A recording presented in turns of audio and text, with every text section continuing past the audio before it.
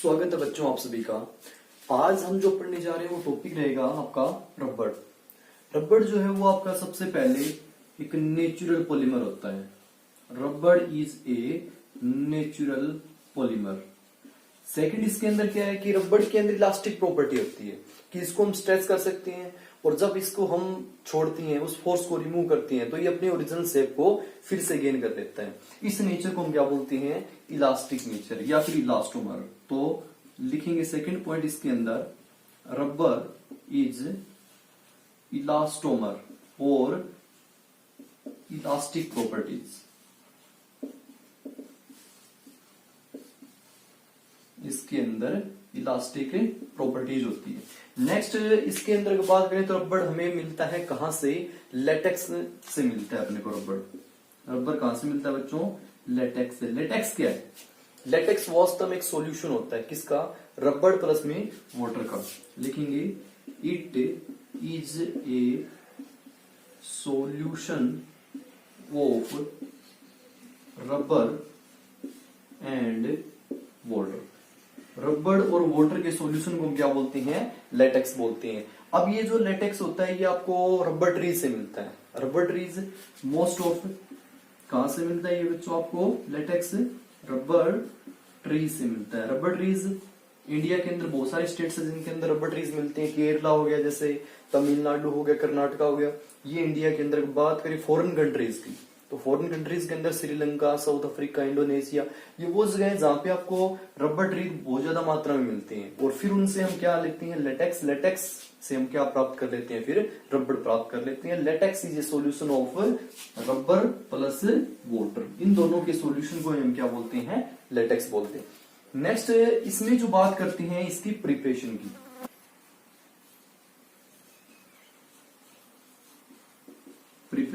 Preparation की बात करें तो सबसे पहले इसकी मोनोमर यूनिट देखते हैं क्या होती है। इसकी बच्चों मोनोमर यूनिट होती है आपकी आइसोप्रीन। आइसोप्रीन आपकी रबड़ की मोनोमर यूनिट होती है। आइसोप्रीन का फार्मूला अगर केमिकल जो फार्मूला है वो रहता है आपका यहाँ पे डबल बॉन्ड, यहाँ पे डबल बॉन्ड CH2 और यहाँ पे आपका क्या मिलेगा? H। इसके अगर आईयूपीएसी नेम की बात करें तो यहां से हो जाएगा 1 2 3 और 4। 2 पे आपका क्या है? मिथाइल। 4 कार्बन की चेन है, ब्यूटेन और डाईईन है क्योंकि पहले और थर्ड कार्बन के साथ क्या है?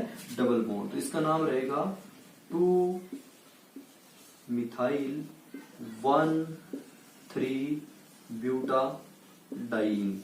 तो ये आपका क्या रहता है बच्चों? मोनोमर यूनिट रबड़ की। अब इसको जब हम क्या करते हैं? पॉलीमराइज करते हैं। जब इस मोनोमर यूनिट को हम क्या करते हैं? पॉलीमराइज या पॉलीमराइजेशन करते हैं तो यहां से आपका पॉलीमर बन जाता है, जैसे CH3।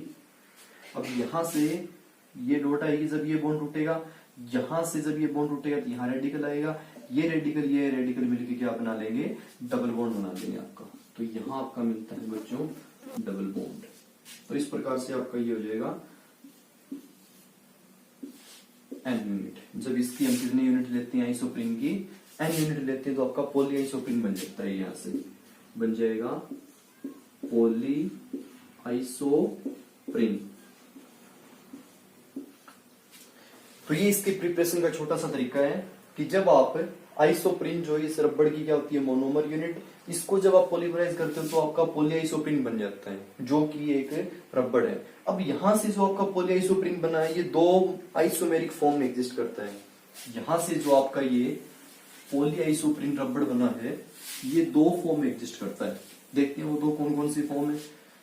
एक तो इसकी होती है सिस फॉर्म और सेकंड इसके अंदर होती है बच्चों ट्रांसफॉर्म। देखते हैं कैसे कैसे होती है इसकी 2 फॉर्म पॉलीआइसोप्रीन की। यहां से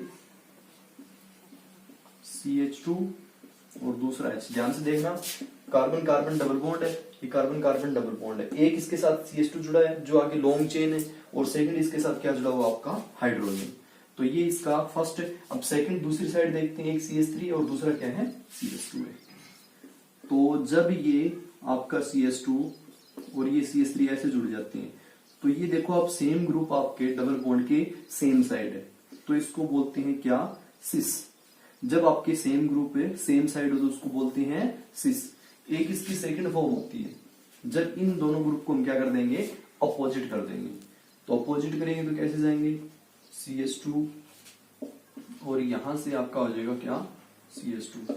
ये आपका CH3 ऐसे पड़ा है और ये आपका H। इसको बोलते हैं ट्रांस आइसोमर। इसका पॉली आइसोप्रीन का ये आपका ट्रांस आइसोमर है, ये आपका सिस आइसोमर है। अब इन दोनों की बात करें तो वास्तव में जो आपका सिस आइसोमर होता है उसको बोलते हैं नेचुरल रबर, इसको बोलते हैं नेचुरल रबर। और जो आपका ट्रांस आइसोमर होता है वो होता है आपका सिंथेटिक रबर। ये होता है बच्चों आपका सिंथेटिक रबर। इसका नाम है एक गुट्टा पर्चा, गुट्टा पर्चा बोलते हैं इसको। तो इस प्रकार से जो आपका पॉली आइसोप्रीन है, जो रबर है, वो दो आइसोमेरिक फॉर्म में एग्जिस्ट करता है। सिस होता है उसको बोलते हैं नेचुरल रबर, और जो ट्रांसफॉर्म होती है उसको बोलते हैं सिंथेटिक रबर, जिसका नाम क्या होता है, गुट्टा पर्चा। अब एक चीज बताता हूं, यहां से ये जो आपका रबर बना है, नेचुरल रबर जो बना है, ये जो रबर है, इसकी खासियत होती है कि इसके अंदर इलास्टिक नेचर जो होती है वो थोड़ी ज्यादा होती है, और इसके अंदर इलास्टिक नेचर क्या होती है, कम होती है। बट कुछ लिमिटेशन है इस रबर की।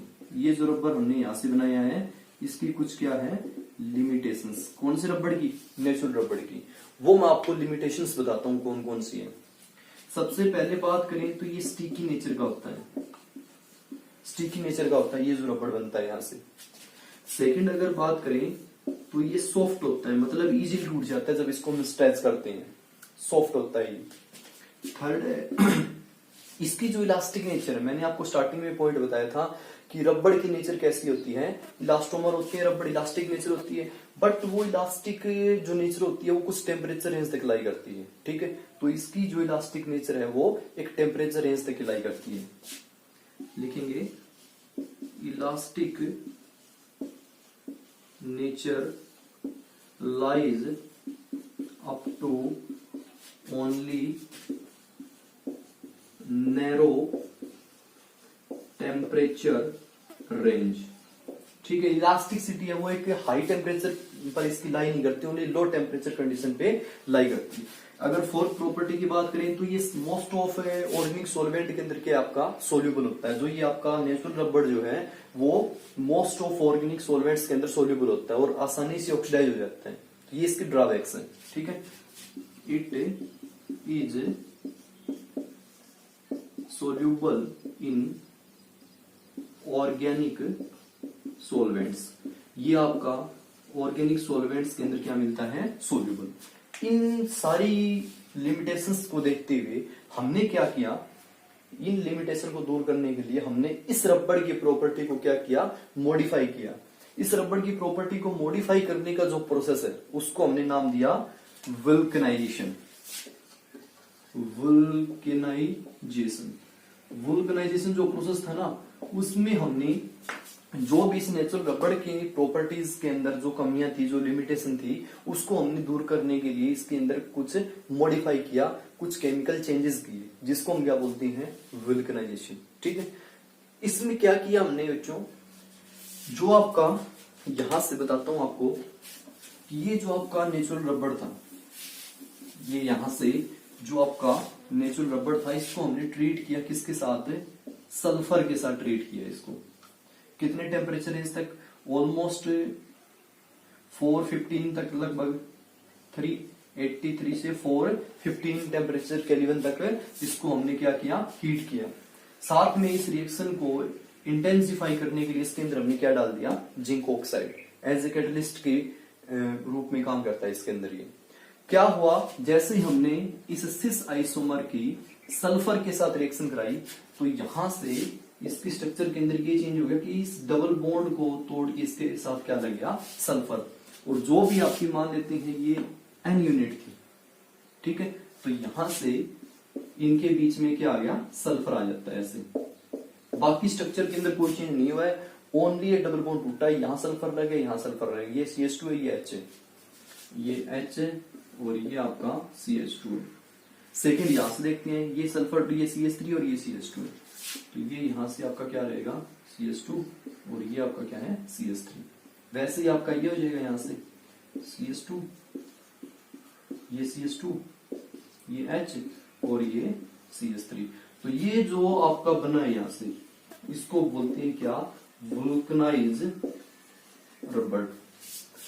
ये जो आपका रबड़ बना है इसको बोलते हैं वुल्कनाइज रबड़। और इस पूरे के पूरे प्रोसेस को, जिसके अंदर नेचुरल रबड़ को सल्फर के साथ ट्रीट करते हैं टेम्परेचर रेंज के अंदर जिंक ऑक्साइड की प्रेजेंस में, इस पूरे के पूरे प्रोसेस को नेचुरल रबड़ से वुल्कनाइज रबड़ बनाने का जो प्रोसेस है इसको हम क्या बोलते हैं, वुल्कनाइजेशन प्रोसेस बोलते हैं। क्लियर बच्चों। अब इसके अंदर ध्यान देना, ये जो आपका रबड़ बना है इसकी प्रॉपर्टी के अंदर बहुत ज्यादा चेंजेस मिलेंगे आपको। क्या क्या चेंजेस मिलेंगे, अब नए तो ये स्टिकी है, जो ये रबड़ था ये आपका कैसा था, स्टिकी था, ये नॉन स्टिकी है। ये सॉफ्ट था, अब ये हार्ड बन गया। इसका हमने बताया था कि इलास्टिक जो नेचर होती है वो एक टेम्परेचर रेंज तक लाई करती है, इसके अंदर ऐसा नहीं है। इलास्टिक इसकी प्रॉपर्टी बहुत ज्यादा है इसके कंपेयर में। और इसके अंदर लिमिटेशन क्या थी, ये ऑर्गेनिक सॉल्वेंट के अंदर क्या था, सोल्यूबल था, ये ऑर्गेनिक सॉल्वेंट के अंदर क्या हो जाएगा, इनसोल्यूबल। इन सारी की सारी प्रॉपर्टी को मॉडिफाई करने का जो तरीका था वो क्या था, वुल्कनाइजेशन। ठीक है बच्चों, तो ये है आपका क्या, रबड़ एंड वुल्कनाइजेशन। अब एक यहां से आता है आपका टॉपिक, छोटा सा टॉपिक है सिंथेटिक रबड़। सिंथेटिक रबड़ क्या है, जिसको हम बनाते हैं, जिसकी प्रॉपर्टीज को हम अपने अकॉर्डिंग चेंज करते हैं, उसको बोलते हैं क्या, सिंथेटिक रबड़। और जिसकी इलास्टिक नेचर 2 टाइम्स होती है, किससे, जो आपका नेचुरल रबड़ होता है इसके कंपेयर में इलास्टिक नेचर इसकी क्या होती है, 2 टाइम्स। क्या, इलास्टिक नेचर, मतलब इसको ट्वाइस हम स्ट्रेच कर सकते हैं नेचुरल रबड़ के कंपेयर में। ऐसा रबड़ क्या कहलाता है आपका, सिंथेटिक रबड़। अगर हम एग्जांपल की बात करें सिंथेटिक रबड़ की, तो नियोप्रीन हो गया आपका, पॉलीनियोप्रीन बोलते हैं जिसको। सेकंड आपका बुना एन हो गया, बुना एस वगैरह, ये सारे के सारे आपके क्या है, सिंथेटिक रबड़। तो इस प्रकार से आपका सिंथेटिक रबड़ क्या होता है, वो रबड़ जिसको हम लैब के अंदर बनाते हैं, but its elastic properties 2 time then natural रबड़। वो रबड़ जिसकी इलास्टिक प्रॉपर्टी नेचुरल के कंपेयर में क्या होती है, ट्वाइस होती है, उसको बोलते हैं सिंथेटिक रबड़। पॉलीनियोप्रीन एंड बुना एन आपके इसके सिंथेटिक रबड़ के एग्जाम्पल है। तो इस प्रकार से ये टॉपिक बच्चों यहाँ से आपका होता है खत्म। रबड़ का टॉपिक इसको अच्छे से पढ़ लेना। मेन रहेगा इसके अंदर क्या, वुल्कनाइजेशन कैसे करती है, इसकी कंडीशन क्या क्या है, प्रोसेस वास्तव में वुल्कनाइजेशन होता क्या है। ठीक है बच्चों, थैंक यू।